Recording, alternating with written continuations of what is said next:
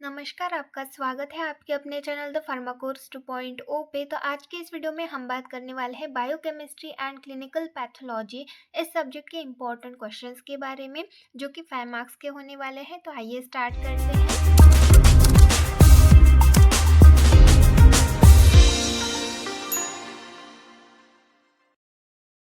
आपका सबसे पहला क्वेश्चन है, define carbohydrates, classify them with examples and give structure of glucose.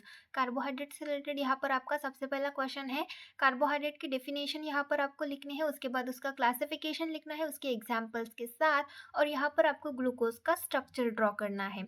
Then next है question number 2, define carbohydrates in list and explain the qualitative test for carbohydrate, give any 4 biological role of carbohydrate. यहाँ पर आपको carbohydrate की definition लिखनी है, उसके बाद जो क्वालिटेटिव टेस्ट है कार्बोहाइड्रेट के डिटेक्ट करने के लिए जो भी टेस्ट परफॉर्म की जाती है वो आपको इनलिस्ट करनी है, उसके बाद उनको एक्सप्लेन करना है, और कार्बोहाइड्रेट को कोई भी 4 बायोलॉजिकल रोल यहाँ पर आपको लिखने हैं। देन नेक्स्ट है आपका question number 3, define protein and amino acid, give the classification of amino acid based on chemical nature with example। यहाँ पर आपको प्रोटीन और अमाइनो एसिड की सबसे पहले डेफिनेशन लिखनी है, उसके बाद उसका क्लासिफिकेशन लिखना है। किसका? अमाइनो एसिड का। अमाइनो एसिड का यहाँ पर आपको क्लासिफिकेशन लिखना है केमिकल नेचर के बेस्ड के ऊपर। जो भी अमाइनो एसिड का क्लासिफिकेशन है वो यहाँ पर आपको लिखना है उसके एग्जाम्पल्स के साथ। देन नेक्स्ट है आपका question number 4, explain 4 level of organisation of protein structure. यहाँ पर आपको प्रोटीन के स्ट्रक्चर लिखने हैं। 4 लेवल ऑफ ऑर्गेनाइजेशन, प्रोटीन के टोटल 4 स्ट्रक्चर होते हैं, प्राइमरी, सेकेंडरी, टर्शियरी और क्वाटरनरी। ऐसे 4 स्ट्रक्चर होते हैं, वो चारों यहाँ पर आपको एक्सप्लेन करने हैं। देन नेक्स्ट है आपका question number 5, explain disease related to malnutrition of protein and give biological role of amino acid. यहाँ पर आपको प्रोटीन की कमी की वजह से होने वाले जो डिसीज कंडीशंस होते हैं उनके रिलेटेड इंफॉर्मेशन लिखनी है, उनको एक्सप्लेन करना है, और अमाइनो एसिड के बायोलॉजिकल रोल यहाँ पर आपको लिखने हैं।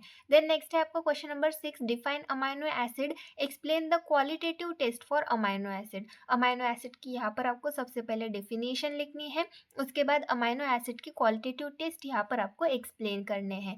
देन नेक्स्ट है आपका question number 7, define lipids and classify them with examples and give the properties of triglyceride। यहाँ पर ट्राइग्लिसराइड्स हो गया, ट्राइग्लिसराइड्स चाहिए। तो यहाँ पर आपको सबसे पहले लिपिड्स की डेफिनेशन लिखनी है, उसका क्लासिफिकेशन लिखना है एग्जाम्पल्स के साथ, उसके बाद जो ट्राइग्लिसराइड्स है उनके प्रॉपर्टीज यहाँ पर आपको लिखने हैं। देन नेक्स्ट है आपका question number 8, give the structure and function of cholesterol and explain any 3 qualitative test of lipids. यहाँ पर आपको सबसे पहले कोलेस्ट्रॉल का स्ट्रक्चर ड्रॉ करना है, उसके बाद उसके फंक्शंस लिखने हैं, और जो लिपिड्स हैं उनके कोई भी 3 क्वालिटेटिव टेस्ट यहाँ पर आपको एक्सप्लेन करने हैं। देन नेक्स्ट है आपका question number 9, define nucleic acid, draw the structure of DNA and describe it's main features. यहाँ पर आपको सबसे पहले न्यूक्लिक एसिड की डेफिनेशन लिखनी है, उसके बाद जो डीएनए है उसका डबल हेलिक्स स्ट्रक्चर है उसको ड्रॉ करना है, और उसके मेन फीचर्स यहाँ पर आपको डिस्क्राइब करने हैं।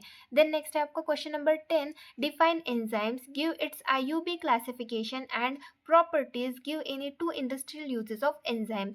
सबसे पहले यहाँ पर आपको एंजाइम की डेफिनेशन लिखनी है, देन उसका आईयूबी क्लासिफिकेशन, एंजाइम का जो आईयूबी क्लासिफिकेशन है वो यहाँ पर लिखना है, साथ में उसकी प्रॉपर्टीज भी लिखनी है। जो एंजाइम्स हैं उनकी प्रॉपर्टीज यहाँ पर लिखनी है, और एंजाइम के कोई भी 2 इंडस्ट्रियल यूजेस यहाँ पर आपको लिखने हैं।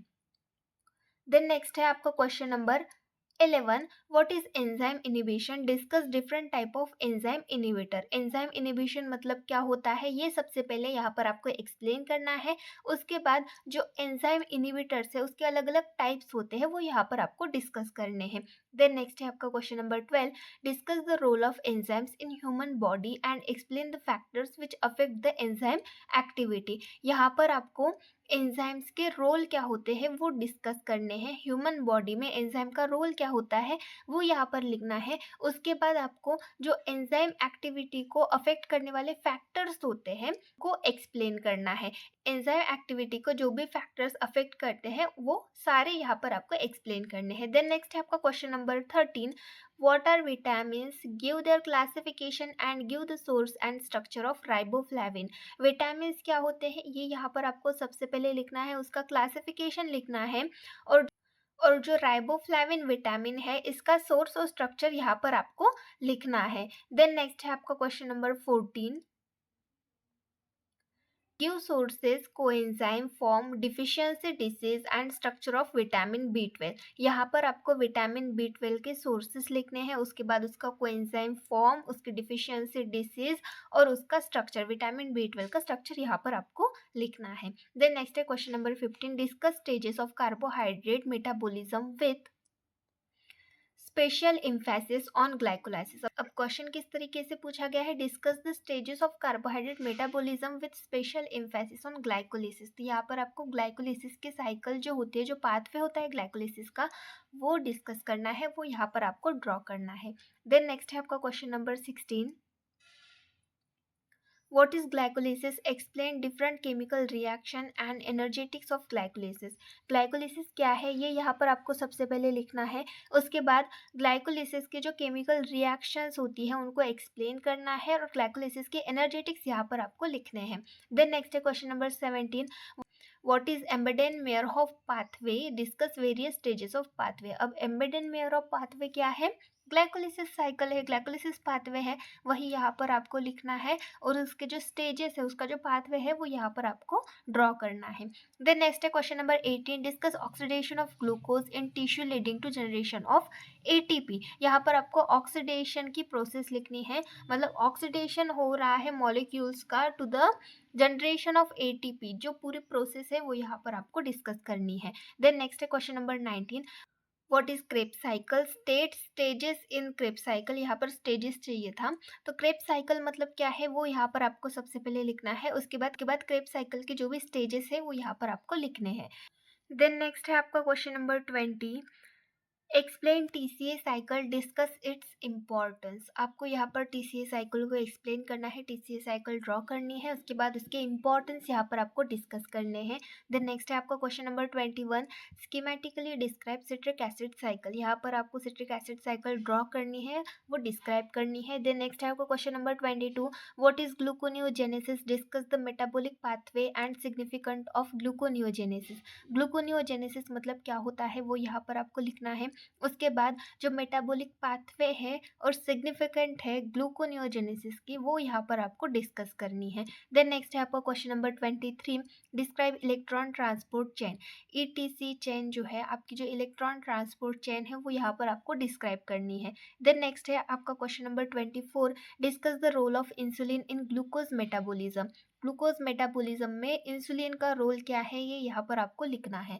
देन नेक्स्ट है आपका question number 25। Discuss the diseases related to abnormal metabolism of carbohydrate. Carbohydrate के मेटाबॉलिज्म से, मतलब एबनॉर्मल मेटाबॉलिज्म से रिलेटेड जो भी डिसऑर्डर्स है, जो भी डिसीज कंडीशन है, वो यहाँ पर आपको डिस्कस करने हैं। देन नेक्स्ट है आपका question number 26। Discuss distribution of water in body and its function. यहाँ पर आपको हमारी बॉडी में वाटर किस तरीके से डिस्ट्रीब्यूट किया गया है वो यहाँ पर डिस्कस करना है और साथ में उसके फंक्शंस, मतलब वाटर के फंक्शंस यहाँ पर आपको डिस्कस करने हैं। देन नेक्स्ट है आपका question number 27। Define dehydration, give its causes and discuss about oral rehydration therapy. यहाँ पर आपको डिहाइड्रेशन की डेफिनेशन लिखनी है, उसके कॉजेज क्या है वो यहाँ पर लिखने हैं और ओरल रिहाइड्रेशन थेरेपी के बारे में यहाँ पर आपको डिस्कशन करना है। देन नेक्स्ट है question number 28। Discuss the routinely perform test to assess the function of kidney and give functions of kidney. यहाँ पर आपको किडनी के फंक्शन सही तरीके से हो रहे हैं कि नहीं हो रहे हैं, ये देखने के लिए जो भी टेस्ट परफॉर्म किए जाते हैं वो डिस्कस करने हैं, साथ में किडनी के फंक्शंस यहाँ पर आपको लिखने हैं। देन नेक्स्ट है question number 29। Discuss any 5 test which perform to assess the function of liver. Liver सही तरीके से काम कर रहा है कि नहीं कर रहा है, ये चेक करने के लिए जो भी टेस्ट परफॉर्म किए जाते हैं वो यहाँ पर कोई भी 5 टेस्ट यहाँ पर आपको लिखने हैं और लीवर के फंक्शंस यहाँ पर आपको लिखने हैं। देन नेक्स्ट है question number 30। What is anaemia? Give composition and function of blood. Anaemia मतलब क्या होता है ये यहाँ पर आपको सबसे पहले लिखना है, उसके बाद ब्लड का कंपोजिशन और फंक्शन यहाँ पर आपको लिखने हैं। देन नेक्स्ट है question number 31। What are abnormal constituents of urine? Give their significant in disease. Urine के एबनॉर्मल कंस्टिट्यूएंट्स कौन से होते हैं वो यहाँ पर लिखने हैं और जो भी क्लिनिकल सिग्निफिकेंट है वो यहाँ पर आपको लिखने हैं। तो इस तरीके से ये कुछ इंपॉर्टेंट क्वेश्चंस थे आपके बायोकेमिस्ट्री के ऐसे ही और क्वेश्चंस के लिए हमारे चैनल से जुड़े रहिए। Thank you.